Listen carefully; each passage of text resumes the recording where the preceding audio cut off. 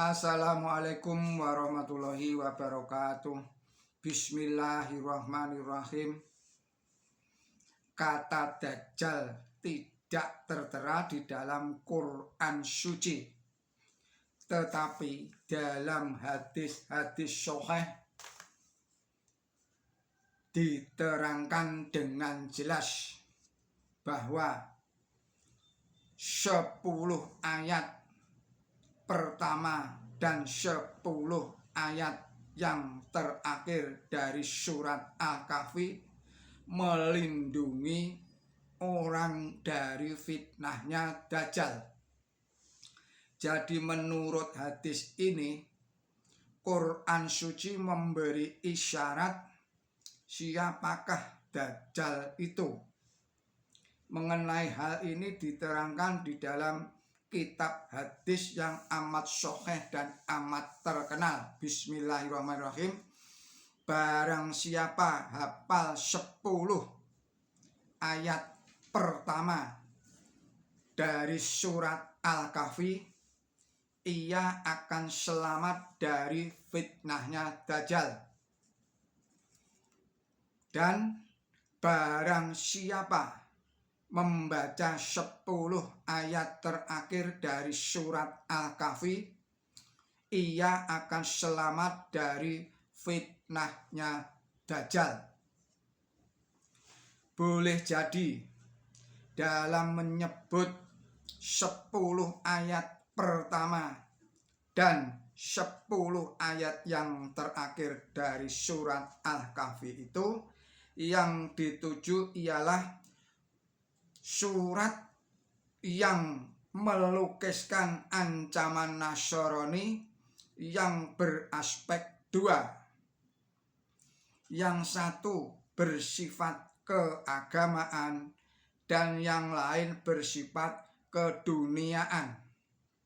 Bacalah 10 ayat pertama dan 10 ayat terakhir surat Al-Kahfi itu. Engkau akan melihat seterang-terangnya bahwa yang dibicarakan di dalam dua tempat itu adalah umat Nasrani.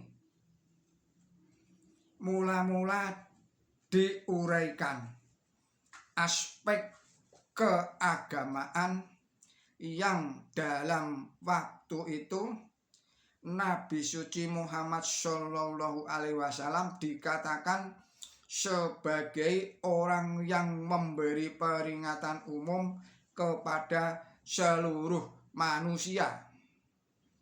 Ini terdapat dalam surat Al-Kahfi ayatnya 2, atau dikatakan sebagai orang yang memberi peringatan khusus kepada umat Nasrani.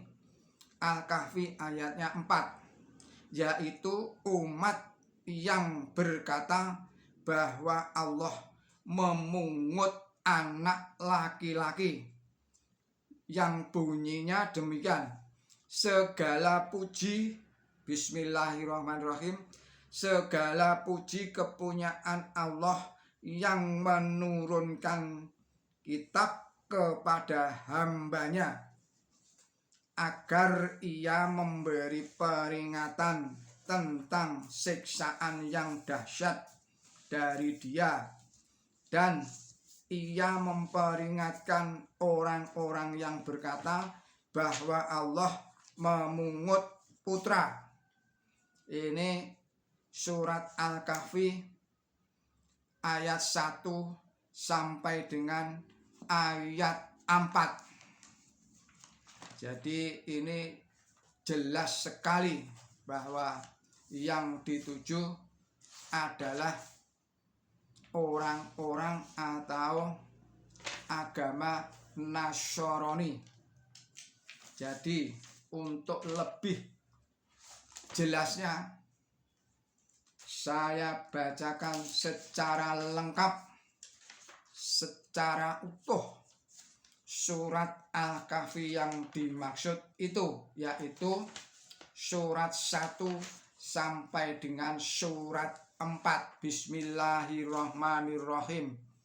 Segala puji kepunyaan Allah yang menurunkan kitab kepada hambanya dan tidak membuat itu bengkok. Ayat 2, petunjuk yang benar untuk memberi peringatan tentang siksaan yang dahsyat dari Dia dan untuk memberi kabar baik kepada kaum mukmin yang berbuat baik bahwa mereka akan memperoleh ganjaran yang baik. Mereka yang menetap di sana untuk selama-lamanya.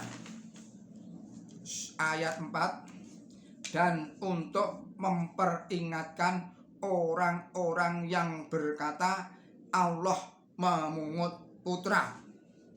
Demikian kajian dari Maulana Muhammad Ali. Billahi taufik wal hidayah. Wassalamualaikum warahmatullahi wabarakatuh.